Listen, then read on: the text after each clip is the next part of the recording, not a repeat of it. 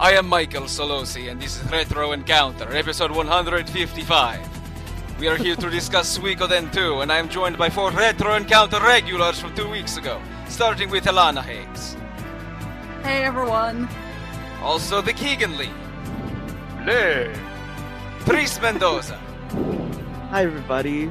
And Leona McCallum. You never told us you were going to do a voice. I know, right? Now, in Suikoden, you always record 106, 107, 108 stars!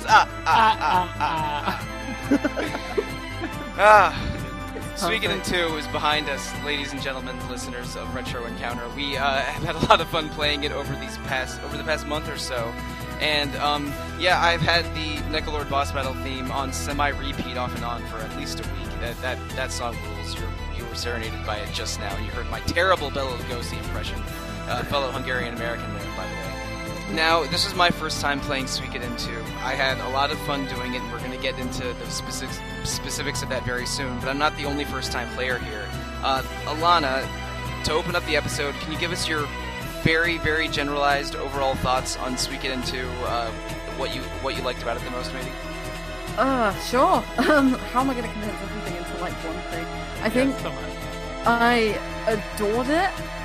To summarize, it's probably the best game I've played on the podcast since Xenogears. So, my favourite thing about Suikoden 2, maybe Danganronpa.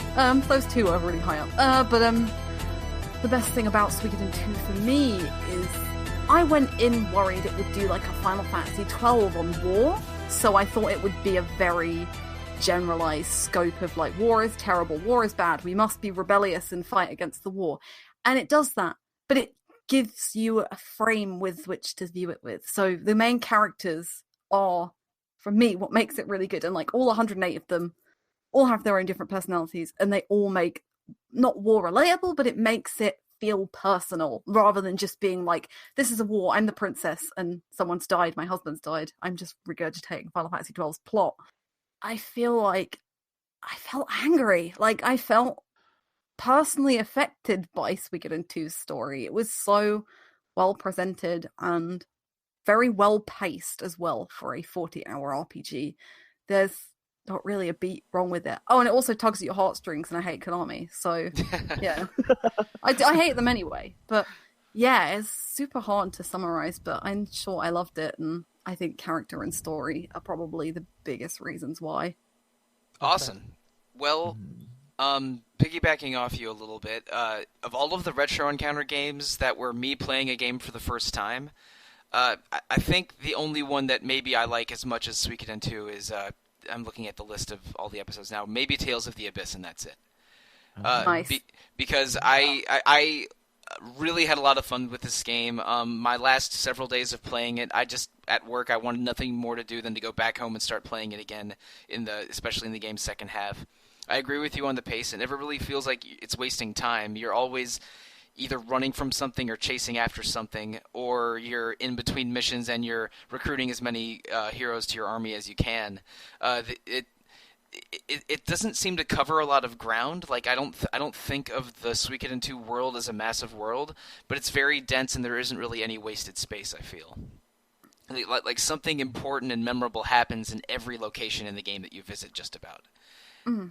And like you said, there's a huge number of characters, but there's a lot of personality and there's just a lot to like about this game. And I feel like its very, very devoted cult following is justified.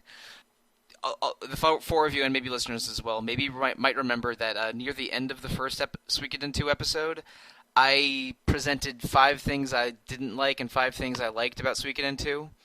And I want to revisit those just really briefly. And Leona, Keegan, and Tris, as the Suikoden 2 veterans here, please provide commentary. The 5 things I didn't love, I think, were I'm looking at a list now. The weird localization, the inconsistent audio, the sort of samey-looking world map, the terrible tactical battles, and the weird sort of menus and descriptions and fiddly menus, I guess. And of those 5 things, I think the audio did get better because there was more boss themes, and one of the tactical battles actually did have real audio late in the game. I think it's just the last one. Yeah. And silent singing recruitment scenes notwithstanding, I thought that the audio did get better in the second half. And I did get used to the menus, even though I still don't think they're great. But yeah, and the world map I got used to also. But I still think the script is weird and bad, and the tactical battles are just terrible. I never got used to those tactical battles. I had Apple do all the work for me for probably 75% of them. Yeah. I will say, in defense of the menu slightly, they're much better than Suikoden 1. So Suikoden 2 gives you a party inventory, but in Suikoden 1, each party member has an individual inventory, and that is it. And basically, I think there's like 10 or 6 or 7 or 10 slots each, but 6 of those are always taken up by equipment. So you only have like 4 or 5 spare item slots. Oh, great. That's like Dragon Quest II. That's a game from 1987. Yeah, this is 1995, so... Coming just from Lunar and then going into Suikoden 1, it was like, oh, not again! yeah, from Lunar 1, it's like, oh, damn, this inventory in Lunar 1 sucks. And then you go to Lunar 2, it's like, okay, this is better.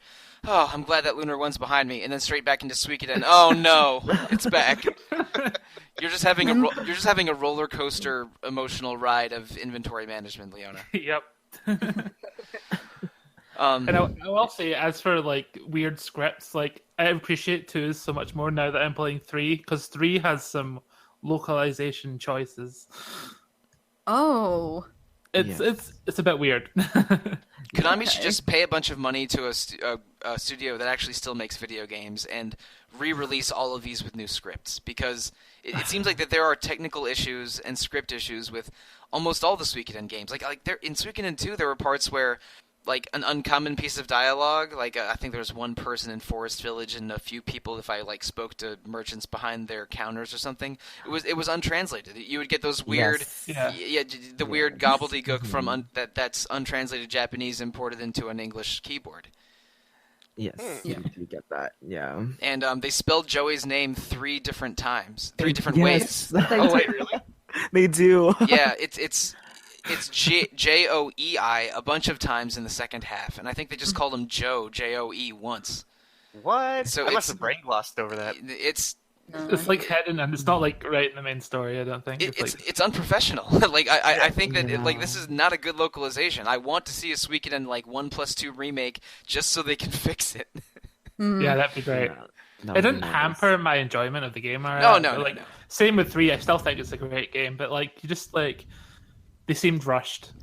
Yes. Yeah. I still loved 2, but I definitely noticed the wonky localization. Yeah, no, I agree. That was like my biggest thing with Suikoden 2 when I first played it. Even now, like looking through and like actually taking my time to read it, like everything carefully, it is a kind of a big problem. And I think that's what a lot of people do want is a retranslation of the script to make it feel much more, sharp and succinct and much more. Because even some of the things from 1 are kind of weirdly carried over to 2, and so that's why a lot of people are like, we hope that Suikoden 2 gets a revamp. So, yeah. Anything to do with Suikoden would be great. It's not a Pachinko game. I know. 108 falling coins. No. Right, and so I think basically I was.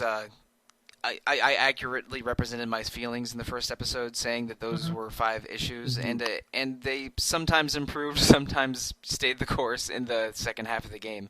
Going to the 5 things I really liked about Suikoden 2 from the first episode. First, the party customization, which we don't really have to talk about. There's a bunch of characters, a bunch of runes. It's all really cool. The really fun, dramatic plot, which we will definitely talk about, so we can put that on hold for now. The loop of recruiting 108 characters and building your castle, which is awesome and is still awesome. The China-influenced fantasy setting, which is still really cool, and I want to get into that a little bit more later when we talk about a certain character. And also, maybe the thing that I consistently noticed the most were the amazing sprites in this game. Oh, yes. God, they're so good. Like every time I got a new character, I'd throw them in for 2 battles just to like see what their attack animation was, and the bosses were amazing. Alana, do you have any thoughts about these boss sprites? Yeah.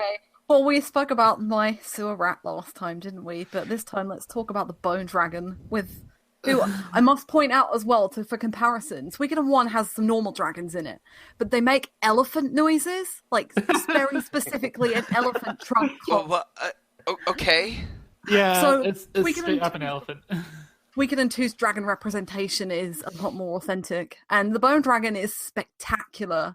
I also want to give a shout out to the normal skeleton enemies you fight around the Tinto area, which look like they're ripped straight out of Jason and the Argonauts, kind of the 1950s stop motion. It's so cool. The sprite work is amazing in this game. Like, as Sollosi said, just throwing a character in your party just to watch their attack animation. I mean, I know who my favorite sprite is, and it's Karen's. Did you ever play with her? Uh-huh.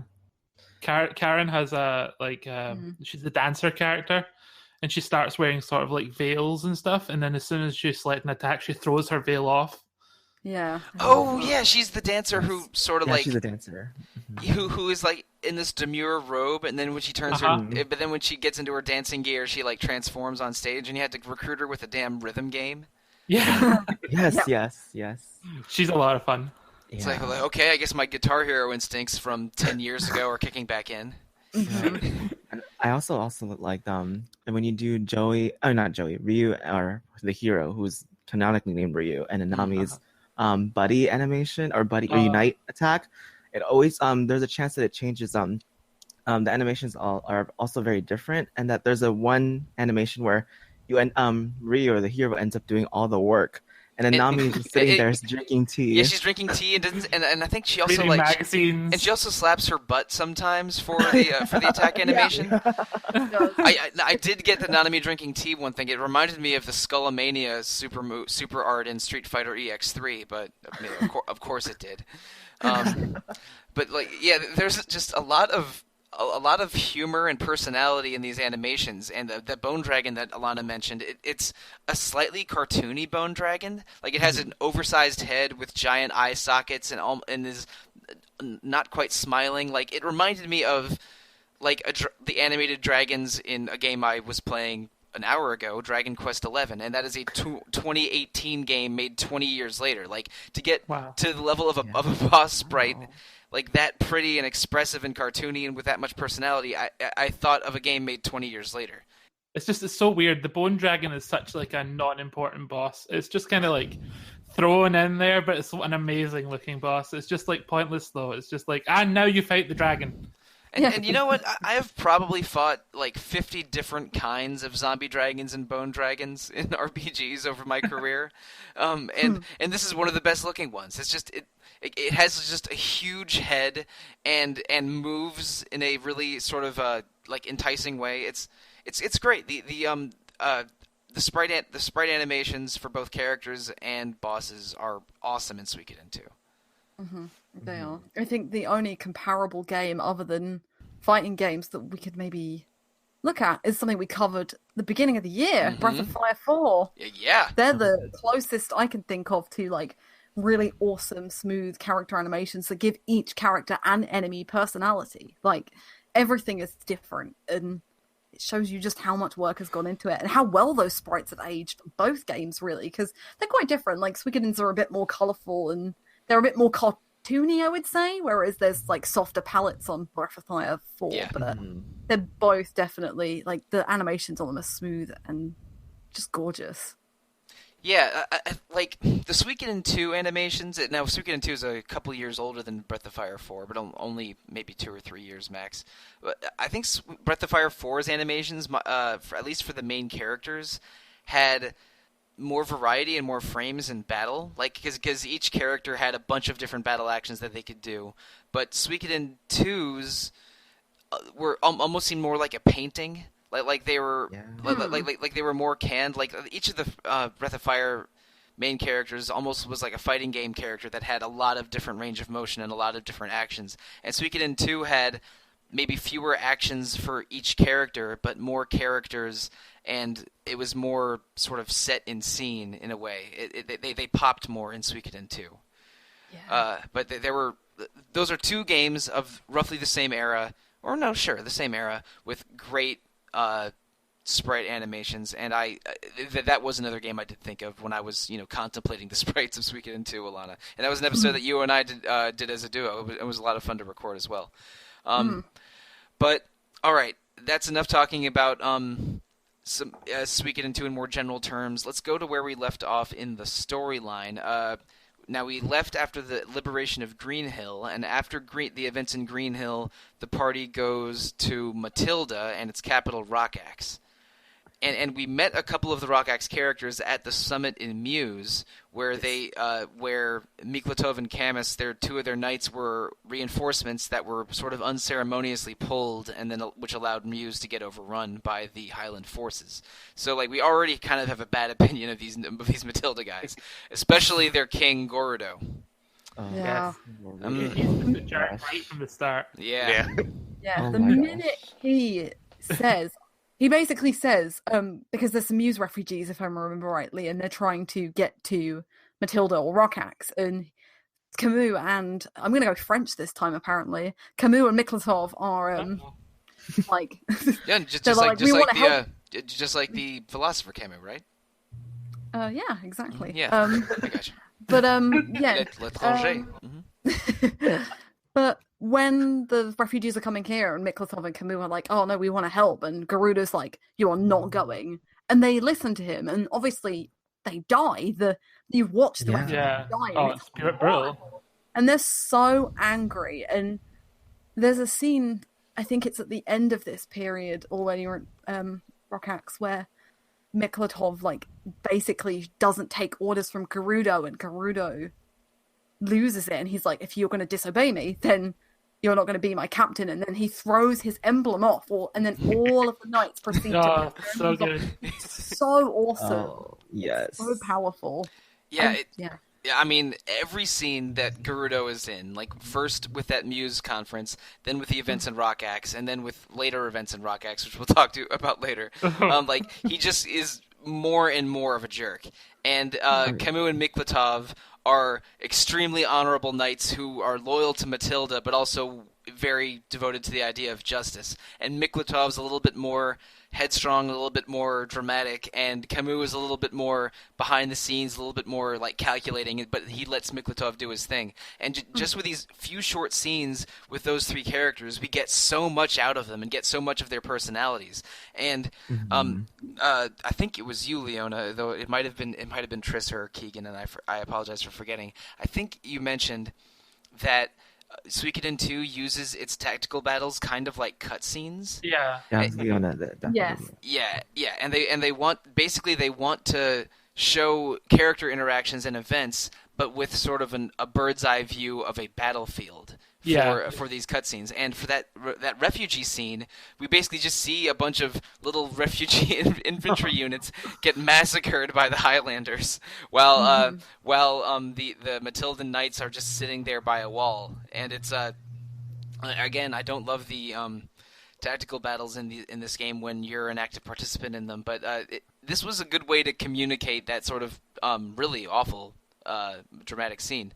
It was cool as hell, and then and the whole Matilda events culminating in the badges being thrown down, and then Camus and Miklatov joining your army is just great. Mm. You just feel so helpless watching those refugees because there's nothing you can do. You're behind this wall. Yeah, and nothing you can do for them. And then to top it all off, in the middle of that, you go over to Muse from Rockaxe. And you see another group of people get massacred. So, yeah. Now, I think this is the first time they really mention the Beast Rune in this game. Oh, yeah. It is. And they basically, the Highlanders have one of the 27. 27. Yeah. 27. Yeah. 27. One of the 27 true runes, the Beast Rune, which is a rune of, power and savagery and hunger. And they sacrifice a huge number of Muse citizens to create these golden wolves. And please correct me if I'm wrong. Is that scene in Muse the only time you really meet those golden wolves? Yeah, right? Right?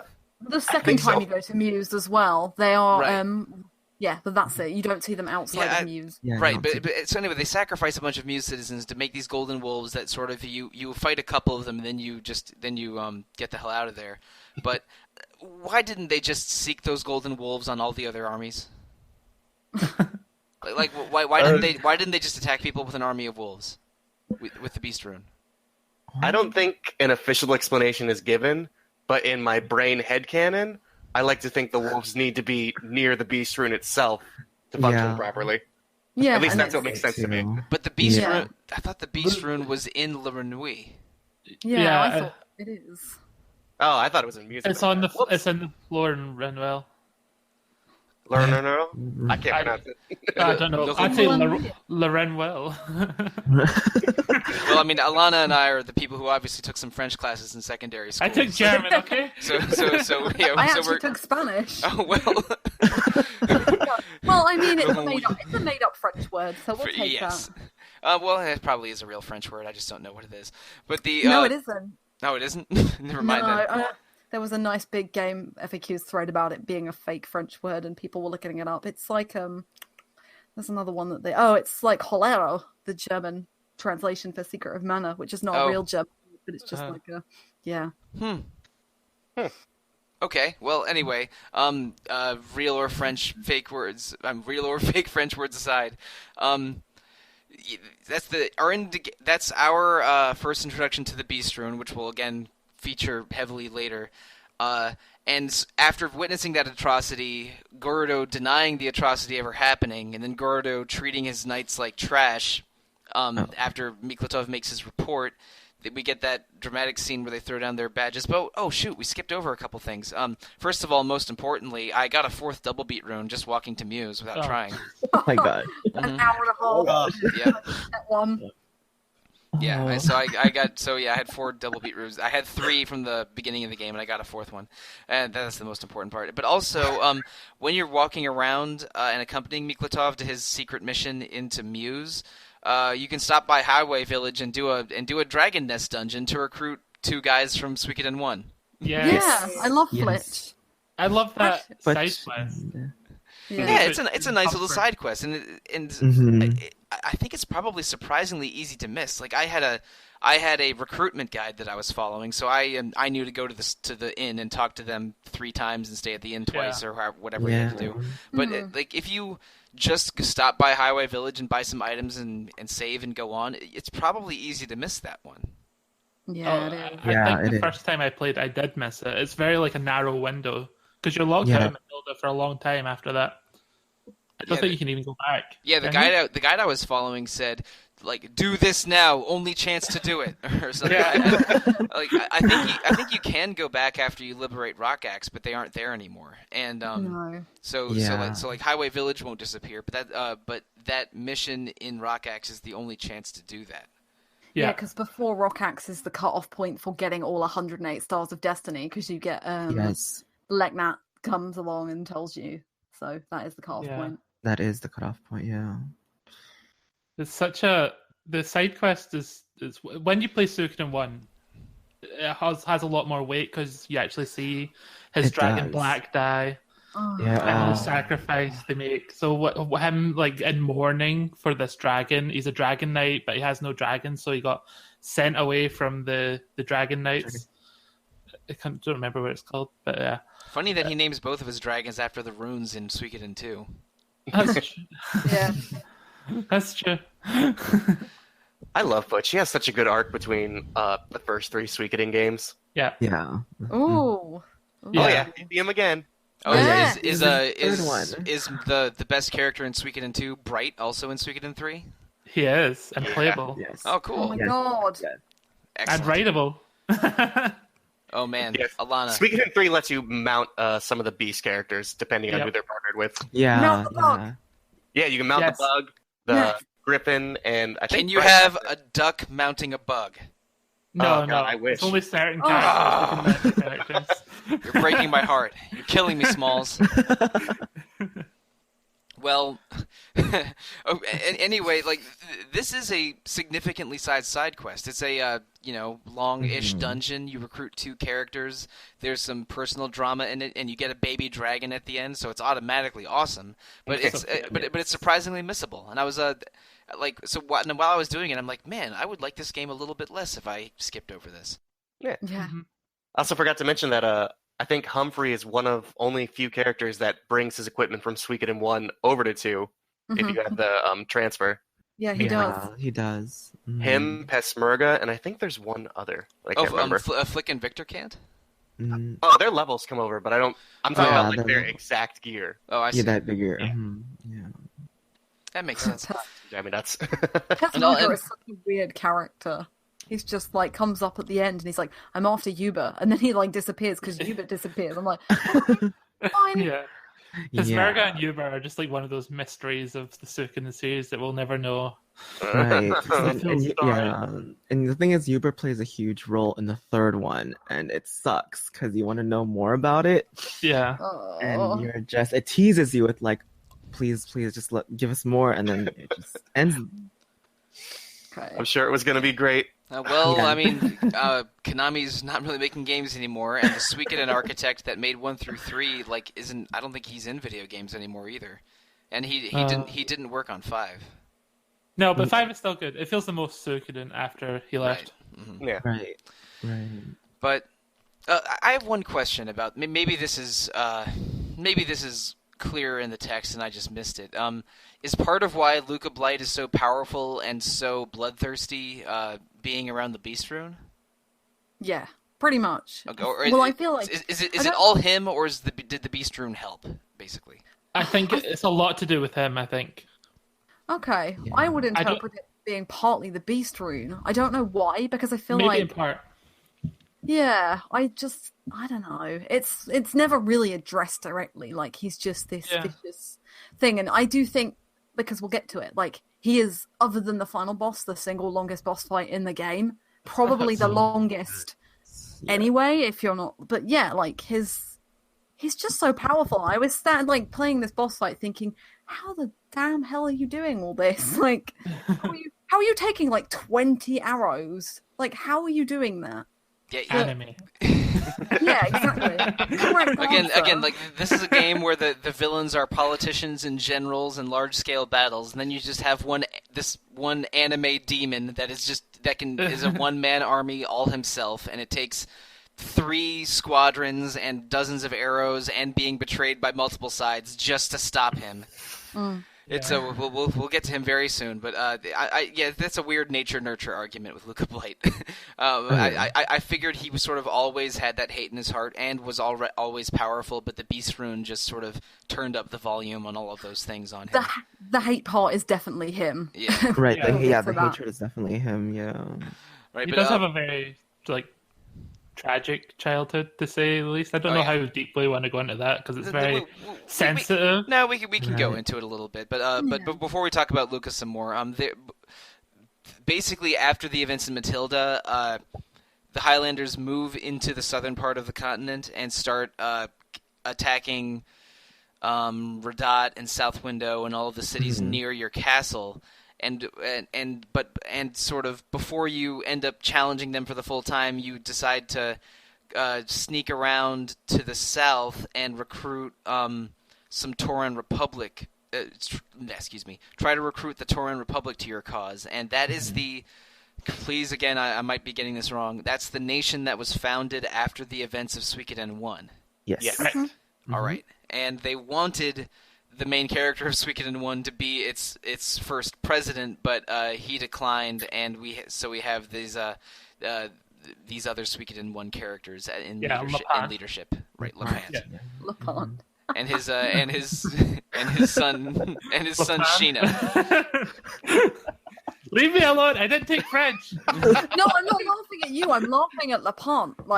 I'm laughing at his ridiculous character, and remember how over the top barbarian he is in Suikoden 1, and then in 2 he's just like, I don't really want to do this, but here I am, fully clothed, and it's like, what? So Lepant put on some Lepants. Is what you're saying? He did. Well, he put on a shirt, sadly. Sure, yeah. You've got to put on a shirt. It's in the rules. He had trousers on before. It's fine. He had a scarf or something. Oh yeah, yeah. He had a scarf, no shirt, and pants. That's a bold fashion choice. Yeah, he's a bold man. But also, my least favorite part of this entire side quest, which is fine, is that you can't frickin' teleport to Gregminster. Yeah. Oh yes. Yeah. Pain in the rear. Yeah, it's really annoying because if you transfer after you do Luca Blight, after you do the Luca Blight bit, you can go back to Gregminster and you do a side quest to get the main hero of Suikoden 1 if you transfer the save file over.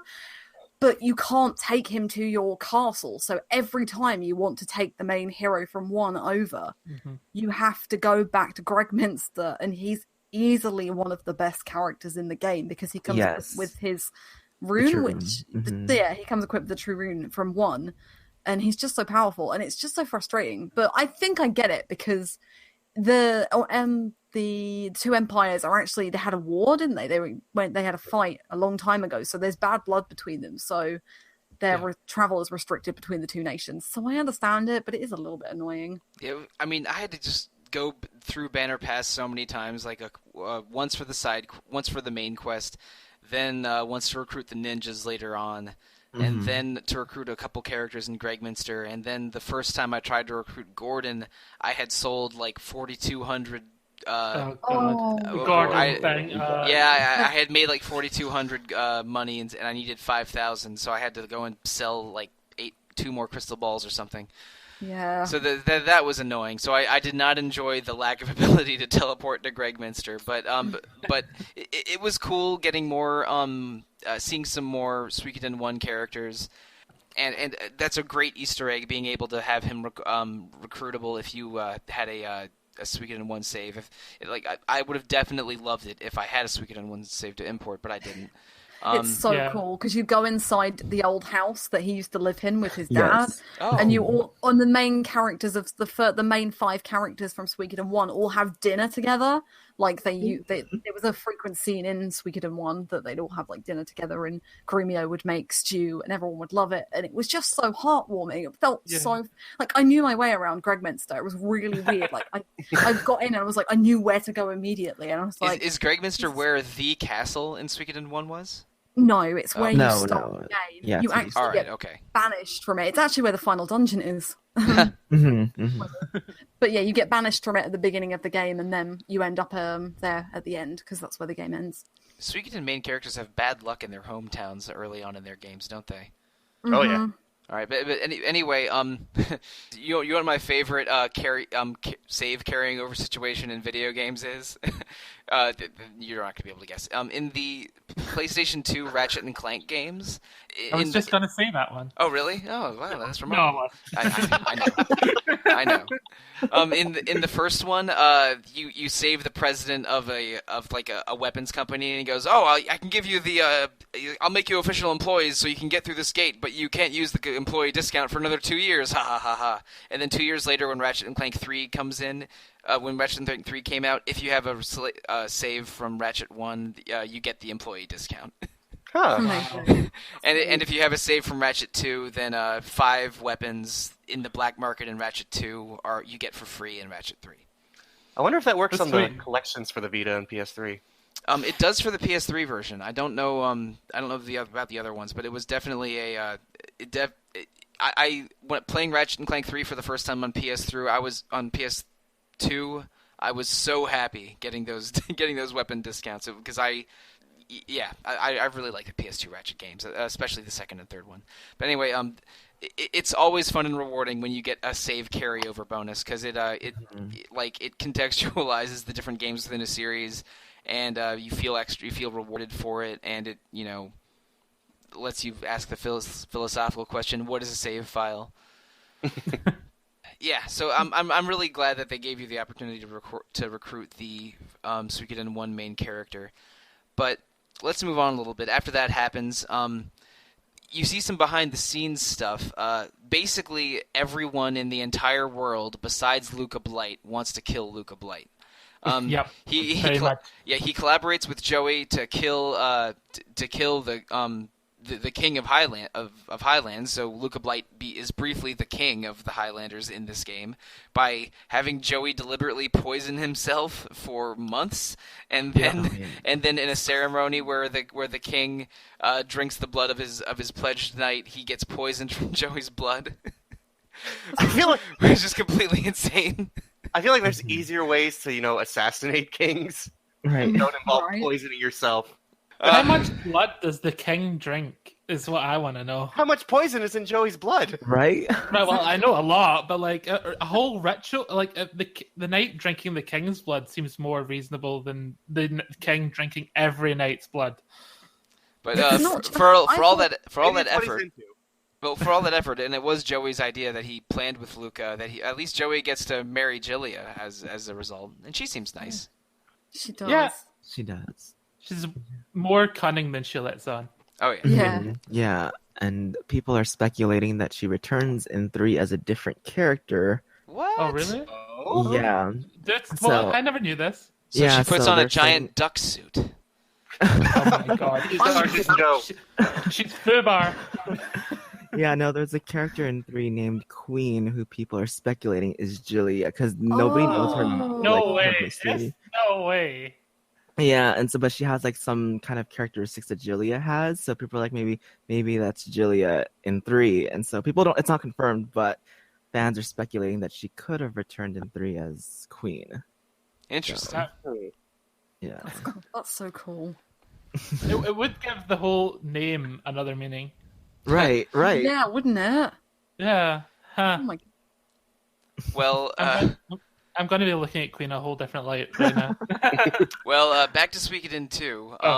Yeah, like Luca Blight does not get to enjoy his king sass for very long because, like, again, Joey's playing a long game. He collaborates with the other Highlander generals to betray Luca Blight and have him go on a one-man mission into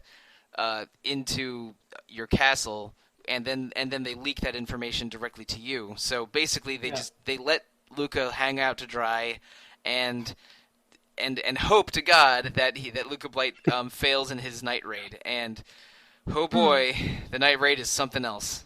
Yeah, I mean, before that, it happens like Ridley gets captured, doesn't he? And then, I think it depends on what happens in your game, possibly. But in my game, Ridley got captured in an army battle before this happened, Yes. and then he got taken aside, freed.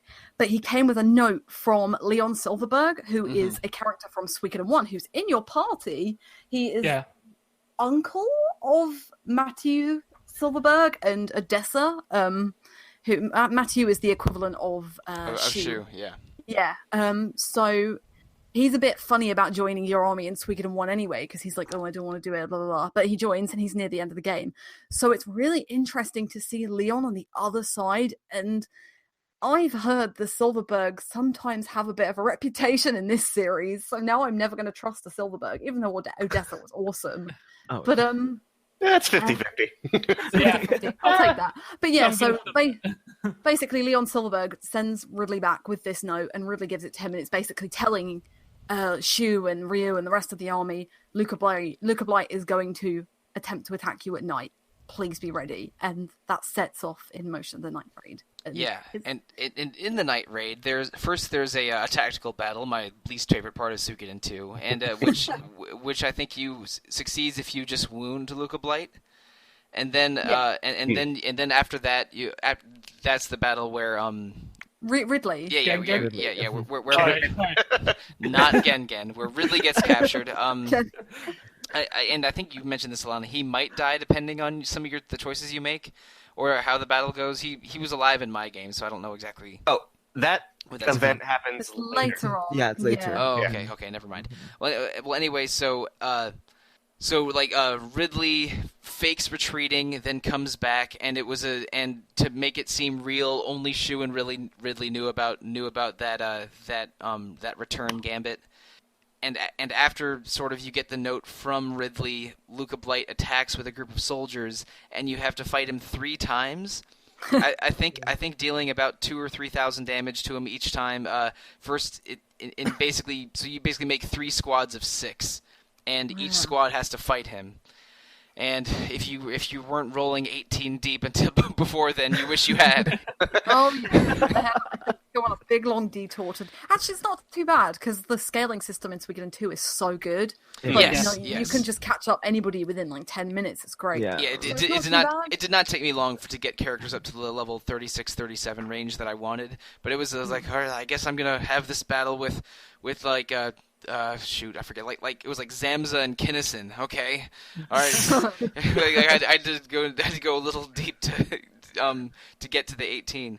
But it's real dramatic, and Luca is just sort of like fighting like a wounded animal the whole time, with like getting shot with arrows between each round, and then dies really dramatically in a duel between him and Rio in front of a tree. That's it's a hell of a scene, and this is, I don't think I told you this in the first episode.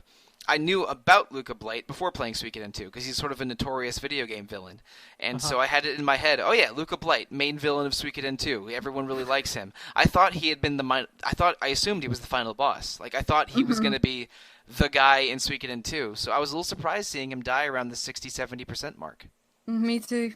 I was completely shocked. I was like, when things kept carrying on afterwards, I was like, why? I was like, what's going on? Obviously, I knew it wasn't the end because I did have the recruitment walkthrough as well. But I was just like, what are they going to do for the rest of the game? And then I was like, I am not fighting Joey. Like, no way is Joey the final boss. And obviously, it's not. But yeah, that was where my mind was going. Like it was a shock to me to see, for Joey to become the king after the events of this, and I would not have predicted that at the beginning of this game. Like I thought.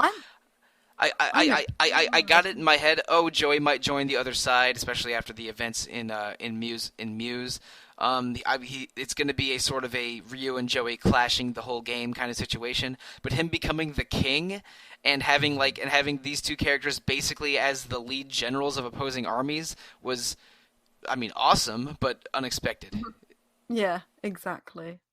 Yeah, and one thing I always wondered about that scene was how did you know how the reason why he got found out was through the wooden amulet with the fireflies in it, and I was wondering how it got there because I'm like, who planted this there? Because it was so well placed, and that was the reason why the archers knew where to shoot, and so that's what I was always wondering. Now maybe I'm overthinking this really hard, but I assumed that it was the amulet that Joey bought for Pilica at Muse near the beginning of the game, and Shu and Joey, maybe even through Ridley, had an exchange, and Joey somehow snuck the amulet onto the tree with fireflies into it, with fireflies in it, knowing that Luca would be driven there. I could believe that. It's very poetic to use that amulet since. That was what I thought, but I didn't know. And again, that assumes a lot of secret communication between Shu and Joey. It does, yeah. That's Shu's such a character though, where you think he probably does have a lot of secret communication going on. Yeah, I do not trust Shu a lot of the time. We'll get to him. But anyway, like after Luca Blight, maybe the biggest turning point in the game other than when you first get your castle. And the war is not over, and the next step is to recruit more city-states. So they go to Tinto, the far western mining area, which either Leona or Triss, you mentioned in the previous episode that this was originally much earlier in the game, but then they sort of shuffled around the order of plot events and ended up happening in the second half rather than the first half. Yeah, supposedly. It's all speculation, but the way the events go, Tinto doesn't really make a huge amount of sense. And it's basically cut off from the rest of the map. It's its own little island on the other side of the mountain. It would make more sense to go to Tinto just after you get your castle. Yeah, exactly. Yeah. Like between Two River and Greenhill, I would say. Yeah, because you're not even going there specifically to recruit more people. You're going there because Necklord is about, and there was specific discussions because Victor's like, "Oh, I'm going to come with you because I want to see this." And there's like rumors of the zombies coming back again, so that is one of the reasons why you go back there. But it should be where it should have originally been. Personally, because I was a bit like, "Oh yeah, we've just beaten Luca Blight. Let's go kill something else. Let's go." Like. Maybe they just thought it was too much Necklord all at once. We have to use the Necklord sparingly. I mean, a dash here. That is the real answer. Hey, as far as I'm concerned, the more Necklord, the better. So, I thought that the Tinto excursion was a lot of fun. Because I was already using Victor a lot anyway, and I didn't love the mine dungeon that you had to run around, but the Necklord boss fight, recruiting Sierra, All like Tinto itself is actually a fun little town to check out. Yeah, I like this part of the game a lot, even though it's pretty separate from the Highland versus city-state conflict, except when that jerk Jess gets involved. Oh right, Oh, yeah. Jess. I felt so bad. Yeah. Because he when you get some reinforcements sent from I guess from Muse to fight Necalord, he basically just like slaps you in the face, accuses you of killing Mayor Annabelle, which is very circumstantial evidence, and It's understandable from his point of view, though. a little bit, but he's also completely lets Tinto get overrun. Yeah. Oh yeah, he's Definitely a wit of a bitch, and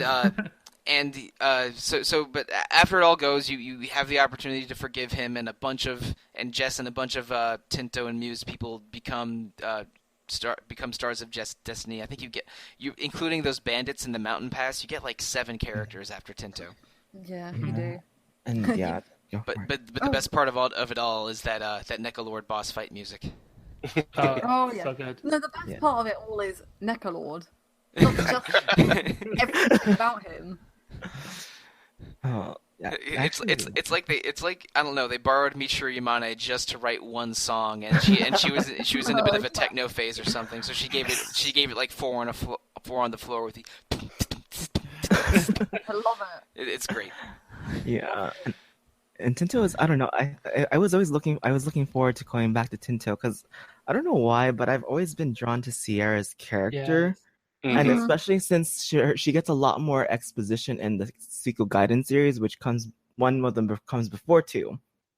And the thing is, she's the only one that's also been confirmed to have a birth year that's minus the solar calendar year in Suikoden. Her birth year minus 390. And so apparently the solar calendar starts at 0 after Hikusak takes the throne in Harmonia. So that she's been around longer than Harmonia. And so it's interesting to see what she's seen with the world in that time frame, because I'm like, I want to know more about this person. I thought she was cool, but I must admit I was a little frustrated that her powers didn't increase or change after she got her true rune back. Yeah, you don't get to use the blue moon rune. Yeah, because it's also the true moon rune. Because the true moon rune. Oh my gosh, say that 5 times fast. Oh my god. Blue true moon rune gate. Right? There's a gate rune and a blue gate rune, but no blue moon rune, and there is a true moon rune, and the gate rune is a true rune.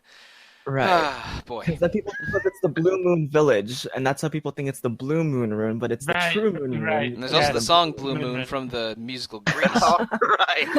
Right. I saw you standing alone without a dream in my heart. Right.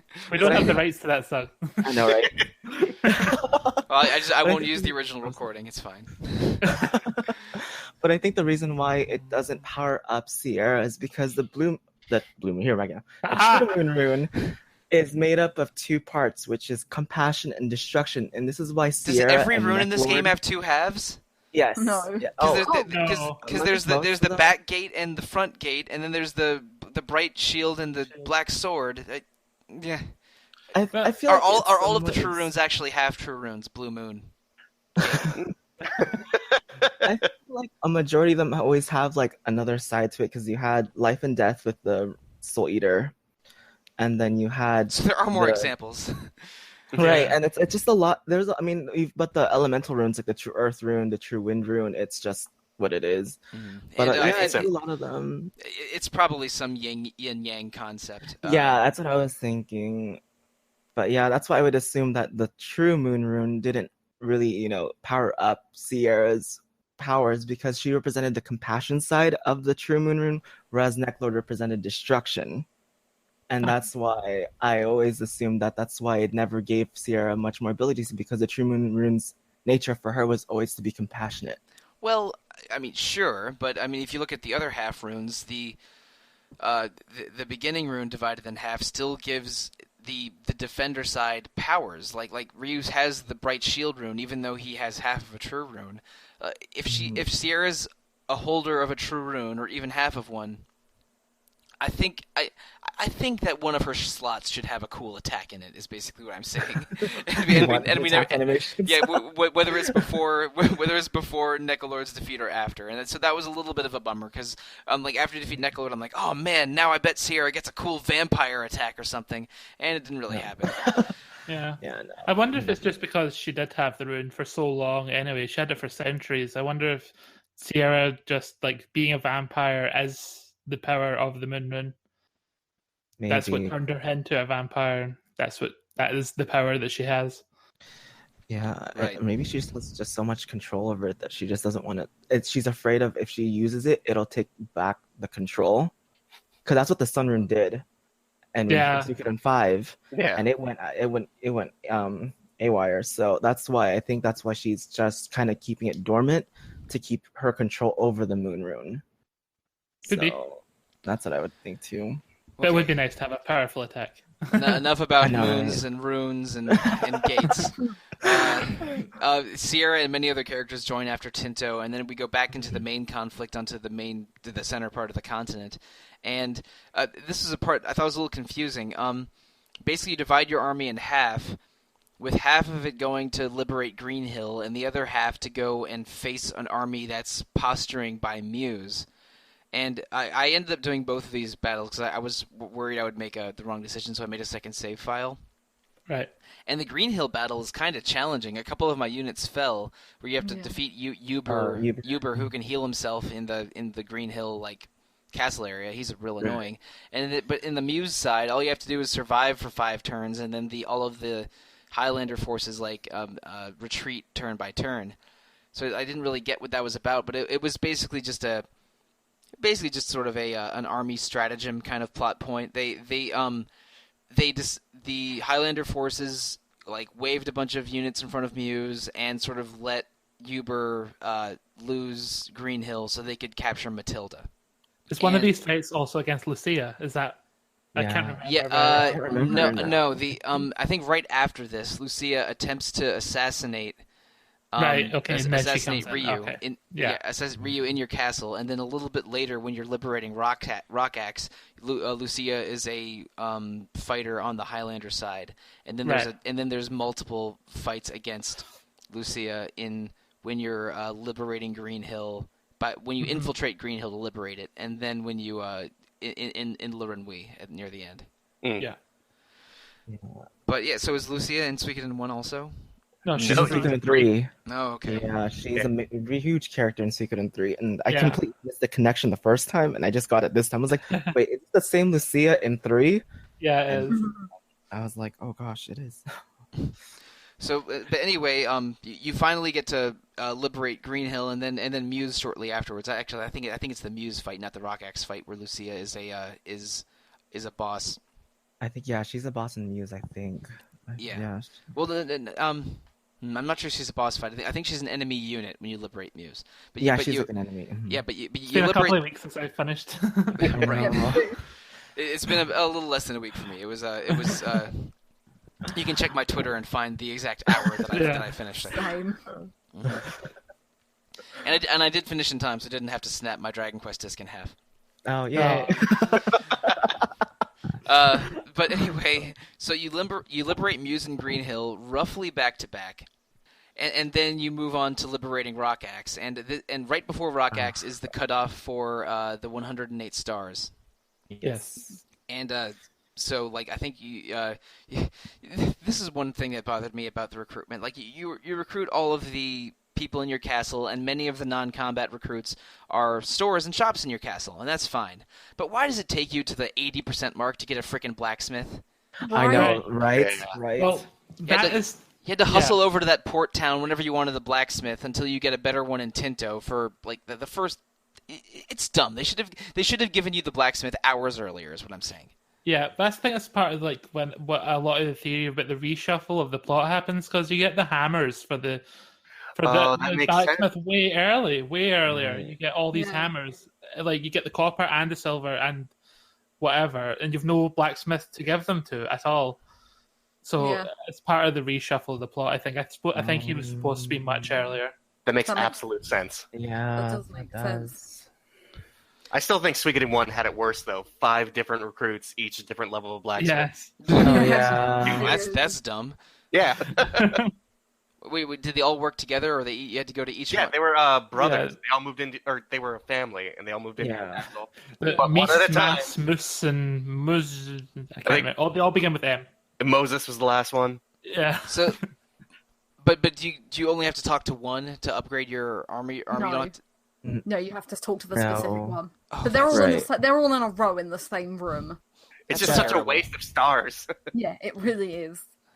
Yeah, Yeah. You can, you can talk to the sucks. highest level one and then upgrade all the way to the highest level. It's not like you have to Yes. go to level 9, then 9 to 12, then 12 to 15, then... Well, I mean, at least we all agree blacksmithing in Suikoden is terrible, and they need to figure it out when they don't make Well, Suikoden 6.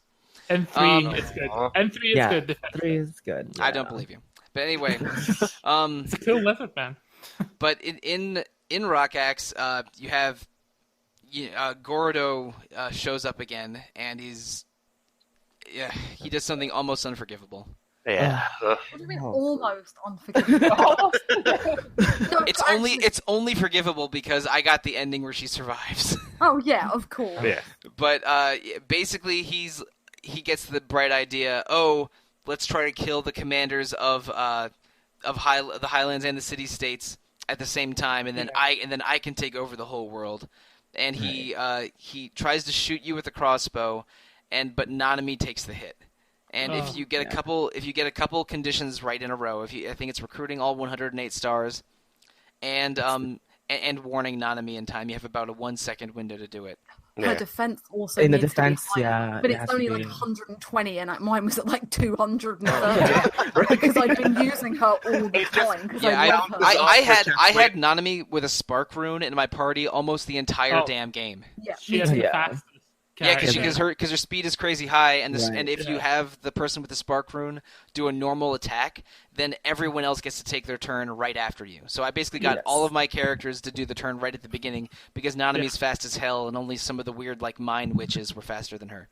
And I just want to say that I find it really ironic that this that they give you the last spell if you get all 108 characters called the Forgiver sign right before Gerudo commits that unforgivable act, and I was like, no, I'm not going to forgive you. Like, are you I- I'm gonna use it on you. I also have to wonder, like, the final attacks of the Black Sword and the Bright Shield rune are Hungry Friend and Forgiver Sign. That might be part of the wonky localization again. Hungry Fiend. know. Was it not, I was would- it not Fiend? Is it Fiend? I thought it was Hungry Friend. I think it's Hungry Fiend. Fiend. Okay, it's Hungry Fiend. Okay, that makes a little bit more sense, but I like Hungry Friend. I kind of like Hungry Friend better.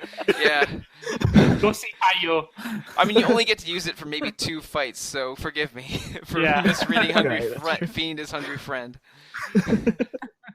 I wish Oh, they no, had it like is a... Hungry Friend. I just looked it up. That's It it? It is Hungry Oh Friend? god. It is I was Hungry right! Friend. No way. I've Oh, been boy. correcting it in my own head to make it Oh my less. god, it is Hungry Friend. I'm looking it up too. Gosh. I feel No vindicated, way. and also this It game is is. completely ludicrous. Oh no! Even Oh, the bad no. localization, it makes it sound like it's a beast rune attack more than Right. the black sword It's like, attack. say hello to my little hungry friend. Basically, Oh my gosh. still abused the hell out of it while I had it. It was Oh yeah, so oh good. god, it's yeah. it's maybe the strongest attack in the whole game. Like, Mhm. it's stronger than the blue gate attack that damages your own party. Oh yeah. I The love whole- There's a lightning rune that does like 1,500 damage, but that's not to all enemies. Yeah, but that's though. to one foe, not all of them. And then Yeah. yeah, boy. But anyway, so Hungry Friend, I was right the first time. I'm a little bit in I was ready to accept that I was wrong, but I'm sorry, I had more No. faith in the game than it deserves. at least more faith in this script than it deserves. Yeah. But there's that awful scene, and then if you get every single condition right, then Nanami shows up at the end of the game alive because she had collaborated with Shu to hide her death, to hide her being alive from Ryu, so Ryu wouldn't have to think of her so he'd be able to end the war as quickly as possible.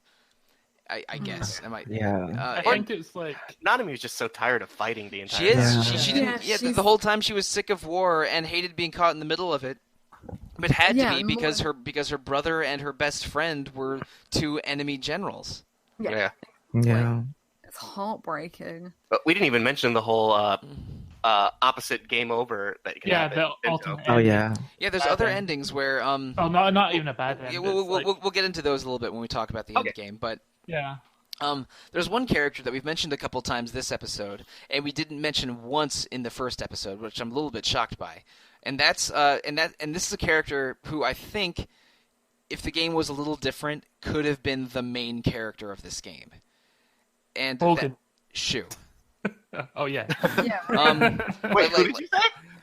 Morgan. He said Bolgan the fire breather, who is see, secretly that fire breathing rune. It's a true rune. Mhm. I Yeah. would He's the totally hungriest play- friend of all. I would totally play a game where you have to recruit 108 stars of destiny for a circus. Oh yes! Yes. Oh, that's Suikoden great. 6. You just wrote the plot. I know. For a circus troupe going around. It's like the Oh man, and uh, you can finally reunite Ryu and Ellie if you get everything just right.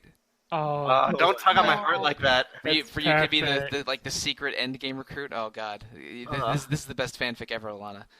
Someone sent me a copy of RPG Maker. I got something to work on real quick.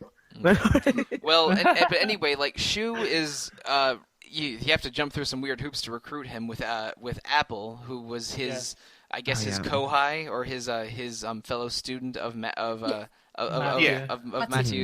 Silverberg. But Yes. but Apple knows that she is not a bad technician, but Shu is a genius tactician, and they need Shu's genius to win this. And Shu ends up being maybe the most important person in the entire army other than Ryu, because he devises all of the stratagems that help them through the game, some of which are crazy as hell, and him deliberately lying to his own people and deliberately fooling others. He's completely unscrupulous, but he is devoted to the win. And again, like the only person that Nanami trusts with her staying alive are Juan, the doctor that worked on her, because of course she has to trust him, and Shu, because she knows he's the only person that would go through with the plan and do it for victory, and not be weighed down by weakness like sentimentality or human emotion. She's kind of a sociopath, isn't he? Yeah. Yeah. Yes. But Like, he kind of is, and he even shuts down Apple, who's very sweet. Apple's a nice girl. Yeah. Apple's but- cool. Yeah, but he's like Apple, you're too weighed down by by caring about your army. You have to treat them like pawns because in order to win. And he is kind of a sociopath, but he's like an important sociopath. Yeah. And he's He's like the definition of like ends justifying the means, kind of. Yeah. And also, Character. like rolling this discussion back a full hour, rolling this discussion back 2.5 hours. Suikoden 2 is inspired by one of the great Chinese works of like literature from 700 years ago. Those books, especially Romance of the Three Kingdoms and Water Margin, have a lot of like generals fooling each other with gambits, like as plot points. Like that's extremely Romance of the Three Kingdoms. There's one scene. Oh shoot. Where I think one general who is badly outmatched goes into a tower and plays violin for an entire day straight to fool the enemy general into thinking that he's confident that he can defend the castle when really he's waiting for reinforcements that'll come in a day. like there's all kinds of complete nonsense and like bold strategies that are big like moments in these novels, and Suikoden being inspired by those, like a lot of the stuff Shu does, I think really fits that spirit of Suikoden. And if the game was a little different, Shu would be like the player character. Right. Yeah. But instead, no, you just have to have an outrageously inspiring teenager. I mean, there's one thing he does that's like, there's numerous things he did throughout the game where I had to go, what? Like, why? Like, but it works. But there's this one bit where the second time you go back to Muse after it's been attacked by the Beast Rune, and you go to, it's after you kill Luca Blight, and you go to make a peace treaty with Highland, and then they lock you in a room, and Joey is like, no, you're going to die, and Leon Silberg's in the room. But then the next thing, Victor runs into the room, throws Pillica at Joey just so you can run away, because Joey will not kill anyone in front of Pillica. I was like, You're throwing a 4-year-old girl into a fight. And the crazy thing is, and that was just as Shu planned, because he knew that. Yeah, He Joey knew, wouldn't do it. He knew that Joey wouldn't do it, and he knew that Ryu had to see Joey try to kill him in order to be able to fight Joey. Yeah. Like everyone wants this priest treaty. Nanami and Ryu both want the priest treaty. Shu knows it's a trap, but he has to take the bait just so Ryu won't have the conviction. We'll have the conviction to finish this fight and not go for a peace treaty. Yeah, but what an arse. Yeah, right? what a heartless bastard. Honestly. Yeah, I and was just to say nothing of the environmental implications of burning down an entire forest just to entrap part of the Highland army in the final battle. When I was sure he was dead, I thought that because if he plays Suikoden 1, Matthew dies in a similar sort of gambit of his own. Yeah. It sacrifices like himself, and he dies. But like I thought it was going to be just like a repeat with Shu, but it's like a sort of twist on expectation that Shu. But this time Victor's like, buddy. Yeah. You're not escaping the War Council after this. And I guess Leon Silverberg also made it out, so it was kind of like a draw there. Yeah. Because it was a whole plot to kill Leon, really. The burning of the forest. Yeah, the burning. Yeah. Yes. Mm-hmm. Basically, after all of this drama, with Shu as one of the manipulators and Nanami as maybe as the emotional center of maybe the whole game, appearing to die, and actually dying if you don't get everything exactly right beforehand. Basically, after that is the final battle. You attack Renwei and have boss fights against Lucia, the two generals who you see the whole game off and on, but I completely forgot about. Yeah, those two, and you duel Han Cunningham. Yeah, which is crazy. The first time you see him in the game, really. Yeah, you see him for the first time, bit. like 20 minutes earlier in the tactical battle phase. Yeah, and then you have it. Yeah, that battle's just like, Han Cunningham's with them, and you're just like, oh right, there he is. Now he shows up. Like, yeah, but they mention if you talk to all the people in the castle. That like his division is the royal guard that never leaves the castle. Yeah, true, but still. It's so funny. I've played this game a lot, and it still surprises me every time I see Han Cunningham right there. Because I always forget, oh wait, he is alive. I always just assume he's dead all through the story, like Genkaku is dead.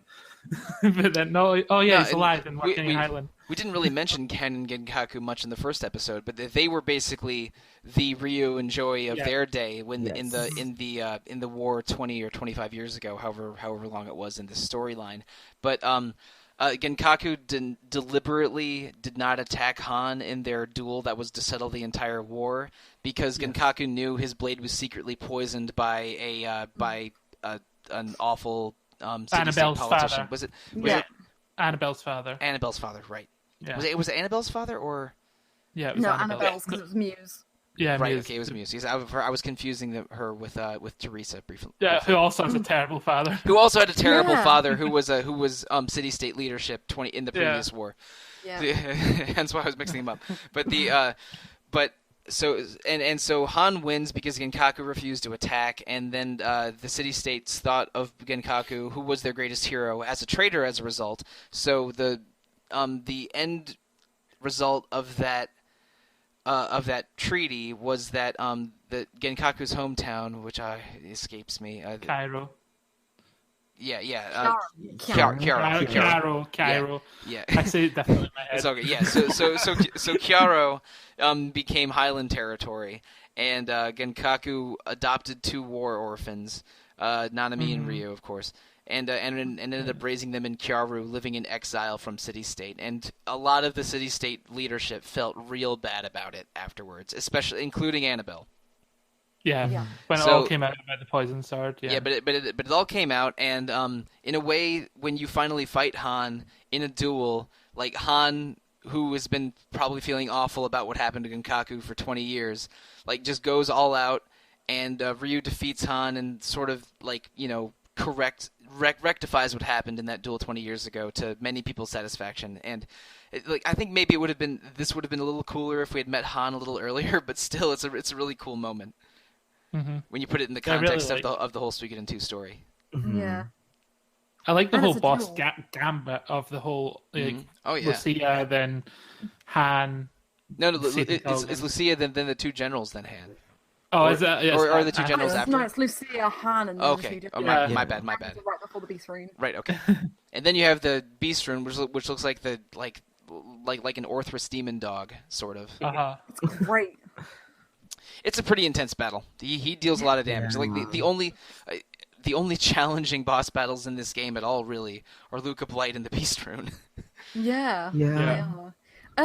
I want to rewind it a little bit because I do really like the battle between Lucia and your party, and particularly like the exchange that Teresa Wisemail has with Oh, Lucia. yes. Yes. Because Teresa Yes. Wisemail is a great character, and I adore her. And her father, if I remember rightly, did something in Harmonia. Someone will have to fill in for me. Grasslands. The Yeah, Grasslands. That's what Lucia's just, from the yeah. Grasslands, yeah. That's Mhm. right. And so, yeah, so Lucia understandably harbors this kind of hatred for her. But Teresa Wisemail refuses to kill her, refuses to do anything. And Lucia has to give up because she just can't, like, she finally gets it. She finally gets that Teresa is not the same person as her father. And I think that exchange is really great. And Teresa is a great character because Yeah. she, at the end of the first time you go to Green Hill, she's ready to give up. She thinks it's her fault that the people of Green Hill are rebelling and dying and are going to be taken over, but actually it's not, and she understands that. And I do like Shin as well, who's basically her bodyguard. Her bodyguard. and Yeah. Their relationship. Is Shin strong? I really never used him. I didn't He's use got a him. really good rune. He's got like triple damage from his Yeah. spider rune. This Oh spider. yeah. Oh yeah, that is good. Yeah. That does sound good. Oh, her whole arc, because she's like appears in 2 near the end, and you're like, why is she here? This like, we don't really know anything about Grasslands, and then it's just like all this building up, and then it just makes 3 even more like impactful. And it's just I Right. love that about Suikoden, how the games carry on from each other, and you're building this lore, you know this world a bit more, and things click, and you can totally replaying these games, knowing what I know about Lucia from 3. And seeing her in 2, it's just all so clever how they've done it. Mhm.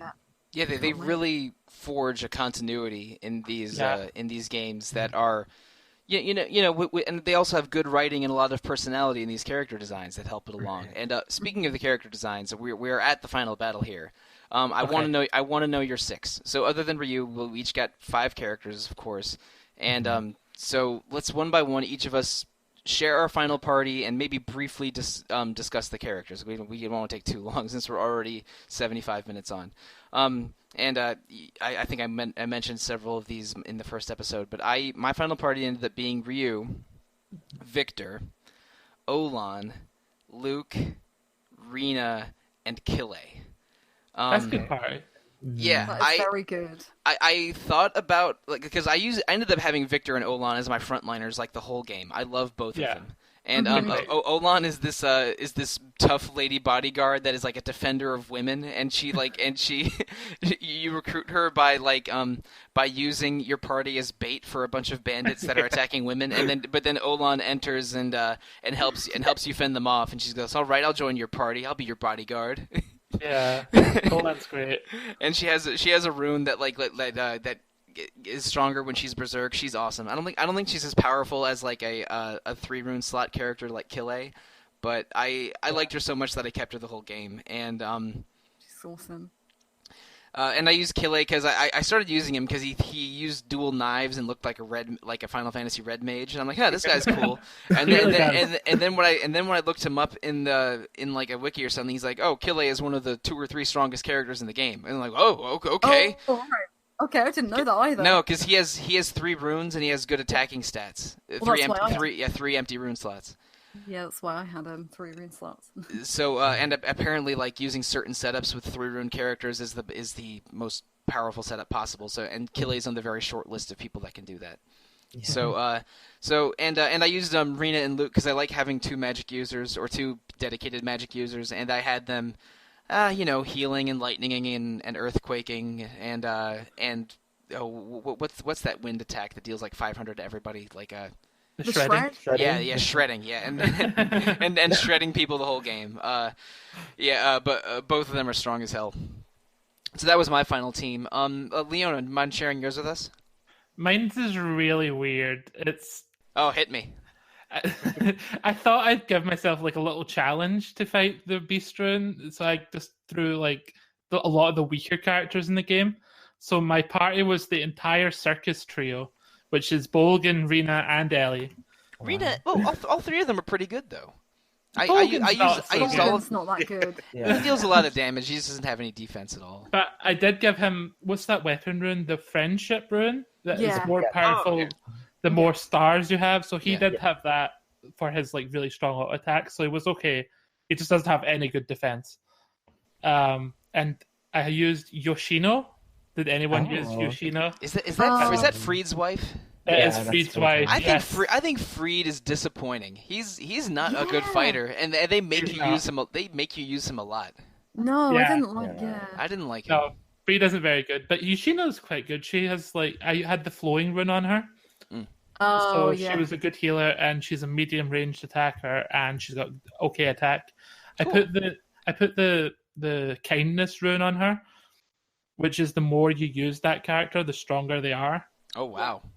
And that I should have thrown that Yeah. on and that scales Ryu or up something. all the way to 999. That's like if you left your game running, you could have a 999 attack on Yoshino or whatever character you put kindness rune on. And my last character was Fuch, just because I like Fuch, but he isn't amazing in 2. No. But I like his character a lot. So it was Ryu, the circus trio, Yoshino, and Fuch, random. All of them except Bolgan are medium or long range characters, so you could have put them on either line, really. Yeah. Yeah. It worked out that way. Cool. So Keegan, what was your final 6? All right, for me, I had Flick and Victor. Got to keep the boys in. Yeah. Excuse me, it's pronounced Flichter. I thought it was Flick. I thought we'd agreed it was Flick. Flick. Oh, that's true. Okay, Alana, you and I are gonna have to record a 3rd episode. And also to top off my front row, I also use Sheena, the Lepent's son, because he is Yes. Yes. a beast when it comes to short range combat. Because he another one of those 3 rune guys. Yes. Yeah. And Yes. you put a beat rune on him, and he's just disgusting. Yeah. Yeah. He's also disgusting because he's a little misogynistic, but Yeah. I hate Right. him. Yeah, I yeah, hated yeah. his character. Yeah, the trick is you take a character with 3 runes, which is Rena, Luke, Sheena, Kille, Chaco is one of them, I think, also, and Hayo the cook is one of them. It is you give them a double beat rune, a fury rune, and then one of the runes that increases attack power, which I think there's a couple. There's a couple that do that, and then they'll just deal thousands of damage every turn. That was very That's the cheap way to play. Yeah, Yeah. I did love exactly that for Kille, but he was the only one that I did. And then to top off my magic casters, I use Ryu a lot as a healer, and I really like when games give you the main character as the healer. Yeah. It takes a lot of stress off of me. I love it. Right. And then I kept, Every Dragon Quest game. Yeah. Yeah. Oh yeah. And then I also had Ellie casting magic and Tengar. Oh, Because Tenkar's amazing. She is He a is- very powerful Yeah, mage. she is a good. She is. Yeah. Also disappointed so far. No one said they took all 5 squirrels into battle. Yeah. No, I used Through Muku, in-game I used Muku Muku a lot in the first half of the game, and I did recruit all 5 squirrels, which was a fun little podcast task. It's like, all right, I have 6 hours of basketball podcasts to listen to. Let's try to get some squirrels. But I didn't really use any of them other than Muku Muku. Yeah, I mean the only cool thing is they're like unite attack, but it's just Right. to have the squirrels. Yeah, and you can also watch them all fly off your castle. Yeah. Yeah. Squirrel Sentai, Suika Ranger. But yeah, that was my team: Flick, Victor, Sheena, Ryu, Ellie, and Tengar. Nice. Cool. And Alana, what was your final 6? You and I used a really similar party. There's only one character difference. Oh God, So... I'm yeah. sorry. No, it's fine. So I used Ryu, obviously, Victor, and I had the double beat, the Rage rune, and the attack boost rune, the Fury rune. Sorry. And then I had Ulan, and then Kille, because Kille looks like Carmen Sandiego or Yes, yes, yes. from Hellsing, sorry, the anime. And also Luke, because Luke's a beast with magic. And my final character was Khan, who is the character you did the Necklord section. I kind of had him as my, like, because he had the resurrection rune on him already, I kept that on him and gave him some other magic runes. He wasn't amazing, but I just felt compelled to have him because I killed Necklord with him and I needed to carry that banner. I love Necklord, but I had to carry, I like that story arc, and Khan is pretty cool. And he also doesn't move. He is pretty cool. His like static animation has nothing. Like everyone has like wind or like, oh, let's twitch or something. He doesn't have anything. So yeah, he just flicks out. He's too cool to move. Yeah, but I just liked him, and he was like okay character. He's definitely not one of the best, but I wanted. He's a long range guy, right? Yes, he is. I had him in the back, but I had him like as the secondary magic user, the person who revives everybody, and also just like kept him around because he looked cool. Yeah, when I wasn't using Rena and Luke and was just filling my backline with long-range attackers, I would use Ellie, Clive, and Khan quite often. But so he ended up level 50 or something in my team, but he wasn't in my final party. So yeah, God, Alana, you and I had very similar party composition. But the only one who hasn't shared his final party yet is Triss. So what did you have? I had a similar one to Keegan, but I had Ryu, Luke. But I ended up I also used Sheena and Kille, but then I also used Vicky. I love Vicky. Yeah, and I also used the Tyr from the first game because when I first played Suikoden 2, I didn't play Suikoden 1, so I never got a chance to use him. So I was like, you know what, let's just go full OP. That's fair. Is he more of an attacker or more of a caster? He is both. Oh boy. Yeah.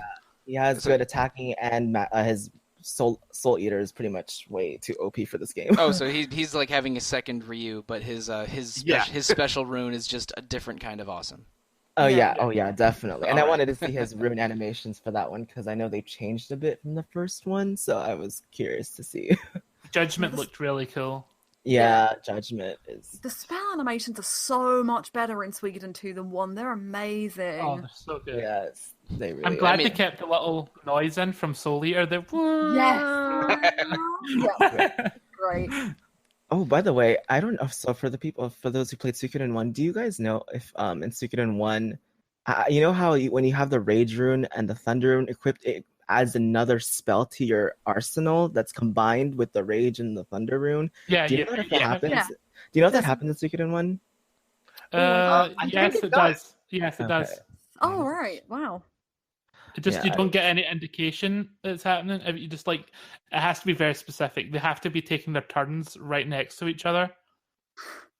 So it's like very specific. Oh, that's weird. Do any other unites do that? Because I've been able to do unites without really positioning characters differently. Oh no, I mean it's spell unites. It's okay. It's like a powerful spell, and like one of the last characters you get, Mazus, is that his name? The main character you get at the end. He comes equipped with both runes and has that dual spell on it, and it is insanely powerful. And that sort of reminds me, the way they have to take turns in a certain order kind of reminds me of the skill combinations in Persona 2 of all of the PS1 RPG references to make. It's like that, yeah. The first game is like that. Interesting. Well, anyway, so that was our final party. How each of us beat the Beast Rune, but much more interesting is what happens after you beat the Beast Rune. Lurwenwy falls, City State's the winner, the war is over, they make a new the City State agrees to form a new nation under whatever castle banner you called your army. So mine was, so for me the nation of Waterbug is what happened. I'm afraid. And they ask for you to be president, and you can accept or decline. But the real ending, the special check a website ending is what you get if Nanami survives, which you don't know yet. you decline the leadership of the new nation. You go back to the point from the very beginning of the game where you and Joey make a manly pact. Then you duel him. and if you defend every single turn of the duel, basically recreating Genkaku's role in the Han Genkaku duel from 20 years ago, then you get a really sweet ending where Leknot goes down, says that both of you did enough, and now you can go be kids again and travel the world together with Nanami, who's surprised alive. Yay! Yeah. Now all of that is sweet, but then I get one part I found deeply upsetting. Earlier, before the final battle, in pretending to make a sacrifice to the Beast Rune, Joey kills a dummy full of blood, saying that it's that it's Jilia. But when really he sneaks away Jilia and Pilika to live somewhere peacefully outside the war. So sad. But then during the epilogue, when Ryu, Nanami, and Joey are leaving to travel together, they like briefly stand in front of their gate and leave. It's like, why can't you take Pilika with you? Why? Maybe they go to Harmonia. Yeah. Yeah, it's possible. Why? But she won't get hurt there, and so I don't have to go and do anything to Konami. I would have. I do anyway because I would have taken Jilia and Pilika on the journey. Both of them would have loved nothing more than to travel with Joey around the world, not being attached to the royalty of Highland. And I'm a little bit mad about it, but at least nothing bad happens to Pilika. I feel so sorry for Jilia because the whole time she knew that Joey was marrying her and doing all these things behind her back, and he didn't realize that she knew that he'd killed her father and killed Luca Blight and things. And she's just like, I knew you were doing all this, but I still love you. And I have so many issues with that in itself anyway, because give her some agency, god damn it. But she does get a little bit. Right. But it's so powerful that she's just like, she just leaves with Pilika and that's her job. But yeah, I really wanted something to happen to her in Suikoden 3 or 4 or something. Well, not 4 because it's in the past. But I just want to see her again. I want to see her again. Maybe we do now that we have this new theory. Well, yeah, maybe we do. But Queen. So yes, Queen. But I did love that scene with Joey and Jilia, especially how like Jilia acts so regal and together all the time, and then just at the end of the scene, you see her running towards Joey to have like a hug or a kiss, probably. Probably more. Oh yeah. And it fades to black, missing, fade to black, fade to black. But anyway, seeing that emotional outburst of her was, I thought, a good moment for her character. But she doesn't really have any agency. And I still think that it would have been a more satisfying ending for the 5 of them to travel together because that means I don't know, maybe it's just too romantic of me, but I think that Pilika and Jilia want to be with Joey, and him casting them away was unfair. So I just checked on something because I've never played the Genso Suikoden games. But I could remember that Ryo, Nanami, and Joey show up in at least one of them.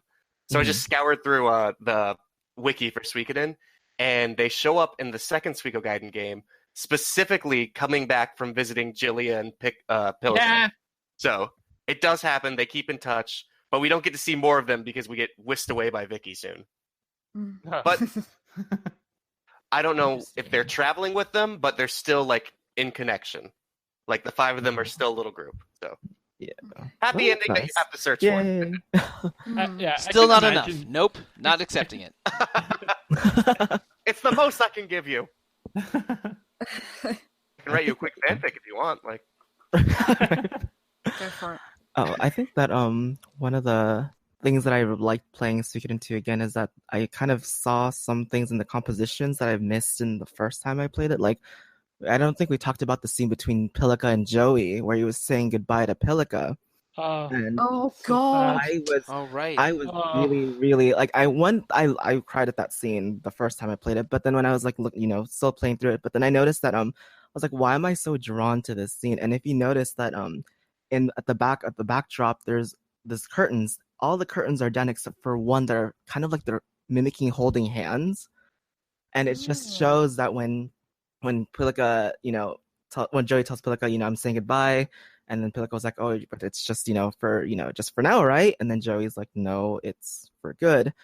And it shows Pillica's character development because, instead of like Piran crying, she just accepts it. And she just says, can you just hold me the way my dad used to hold me one last time then? Oh, my heart. Don't say that. I was like, oh, this is too much. This is like way too much emotions right now, and I can't handle it. But and then like when I was looking at it and I just saw that the curtains were like tied together in that way, I just was like, this is a very clever use of like sprite, or not even like just drawing things in the way. And I also liked how the whole theme was the ruin of the beginning. That's the whole driving force behind this war. And I like how it ends where it begins. Because they go back to the place where they first met, or that they first agreed to meet. And I was just like, I never caught that the first time, how it ends where it begins. Yeah. And so it was just so interesting to me how this whole thing just kind of goes back a full circle to where it was. And that's the whole point of the whole second game, was the ruin of the beginning to begin with. And so that's what I kind of really liked. One other thing about the Rune of Beginning motif, their motivations for continuing to rise up in their armies and to continue fighting this war, for Ryu, I think it's basically fighting for justice. Like, it's wrong that Highland is committing these atrocities and trying to conquer the world, and he's fighting back to preserve all of these all of the city-state armies that are being conquered. Like, he wants to save city-state and stop the Highland army. And Joey decides to use the Highland army and to conquer everything as quickly as possible, because a single nation he thinks is the most bloodless solution, and having one ruler is the best way to have no war. And so it feels like, and Joey keeps using it like a crutch. Like, I want to end the war as fast as possible, and this is the way to do it, Ryu. And Ryu's like, you're committing atrocities, and I want to stop you. But that's sort of the shield sword metaphor. Like, Ryu wants to protect and save everyone, while Joey wants to attack and conquer everything, and both of them think they're in the right for it. Right. Yeah. Right, because the Rune of Beginning, its power is the power to judge war. That's its main purpose, and that's why they have that. That's why in the end, how the whole point of the ending was to show that their friendship is stronger than that urge to fight. And that's why they were able to wield the runes without wanting to battle anymore, because they proved that their friendship is stronger than the runes' will to keep fighting. It's like that famous riddle: what happens when a unstoppable force meets an immovable object? And the answer to the riddle is they surrender. And so that's basically what happens. You have the rune of the unstoppable force and the rune of the immovable object, and they end up surrendering and becoming friends again. Is the answer. If you recruit all 108 characters and handle the Nanami fight in Rockaxe properly. There's a lot of dumb RPG event flagging to navigate to get the best ending, but I think it was worth it. I'm glad I slightly cheated and checked guides so I could get this very, very satisfying ending to a very cool, very satisfying RPG that I think between the 5 of us, we averaged 1.75 cries per playthrough, at least. Oh, yeah. Oh gosh. I did 5. Okay. That swings it. Now it's probably more like 2.25. Okay. I mean, I was crying from the minute I went back to that rock, through the whole duel, to the bit Nanami came back, to the end credits. Because I love the end credits where they tell you where everybody is. Yeah, they do the Fire Emblem thing where you find out what happens to every character. I love it. Yeah. Yes. And the part where like Ellie still often thinks of Ryu. It's like, oh man, why didn't she join the group at running off to travel again anyway?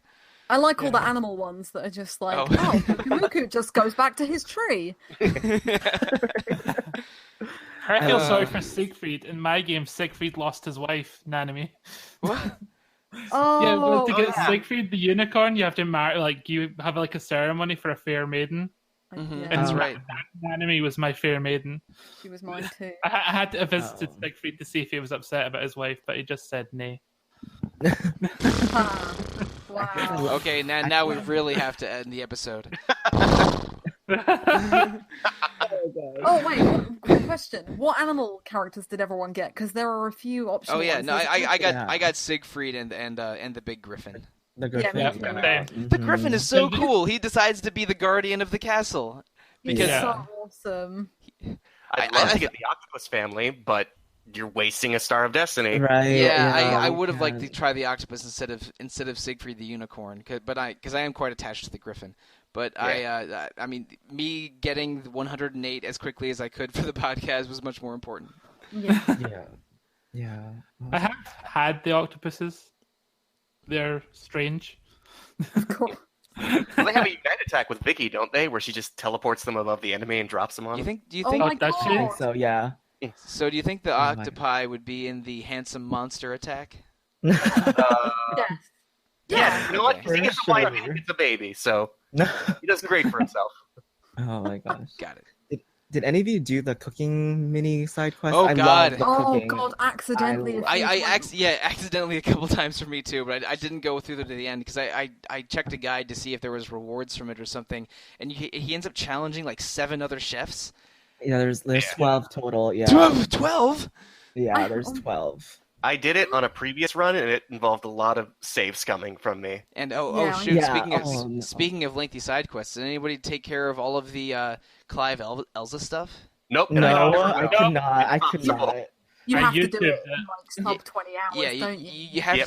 to get to a certain point of it by the Time. 20-hour mark to get. You have to get the final dungeon. It's the final Yeah. dungeon. Oh, You Yeah, have the to get final to. dungeon. Yeah, I was like, I can't do this.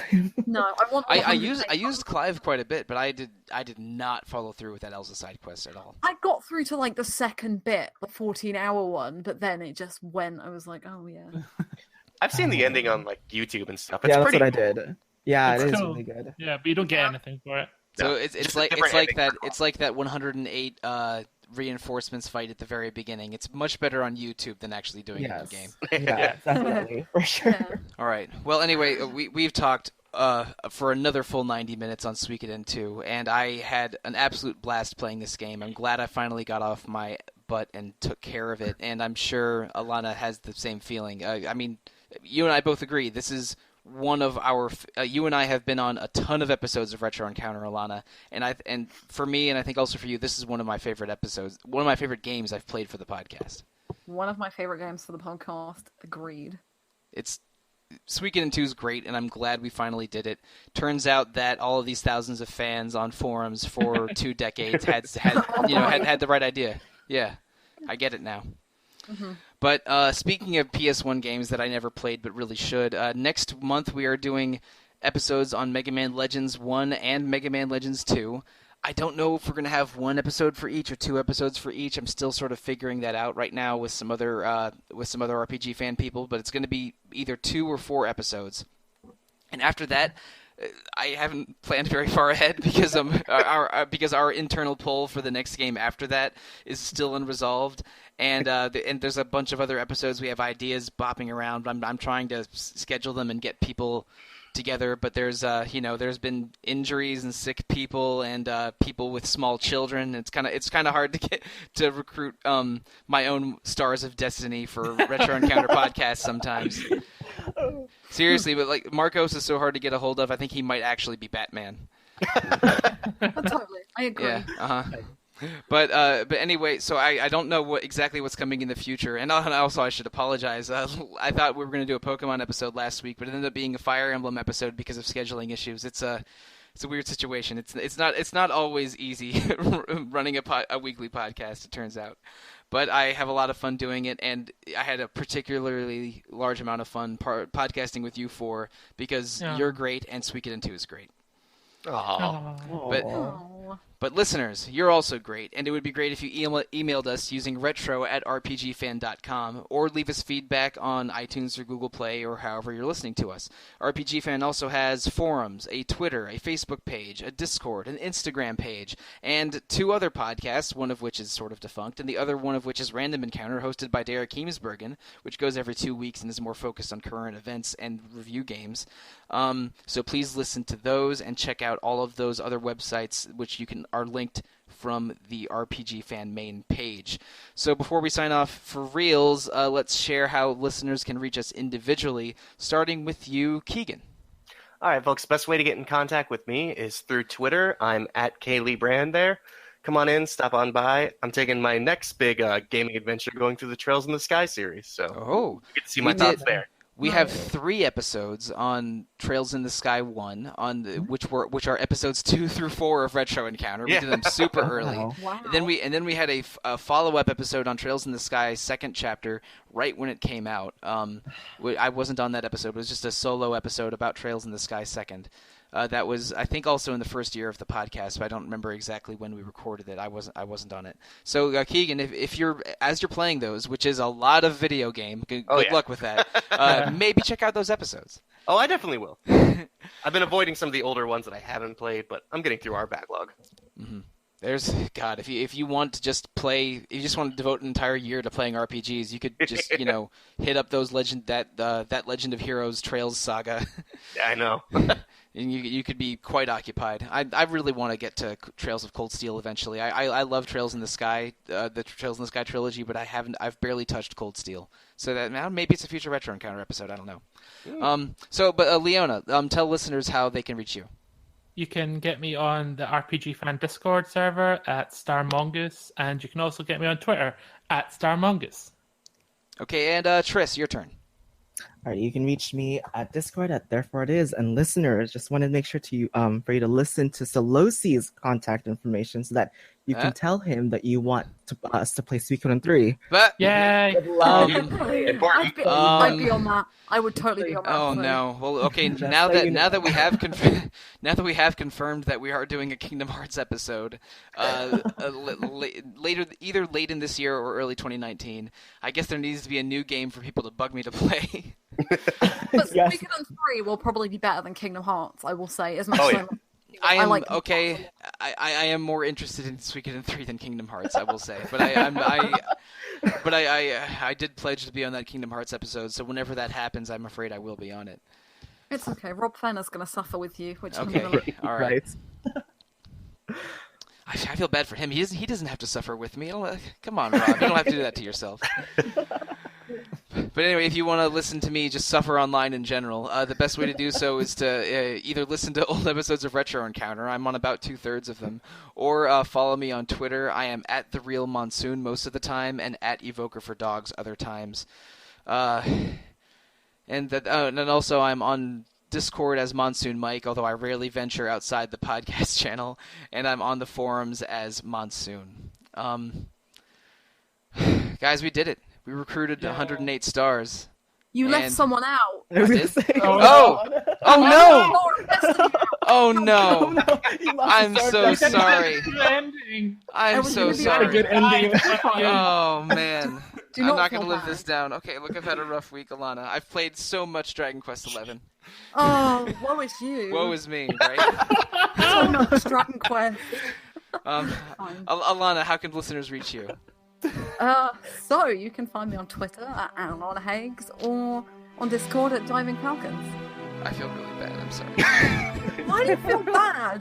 Listeners, good night and good luck.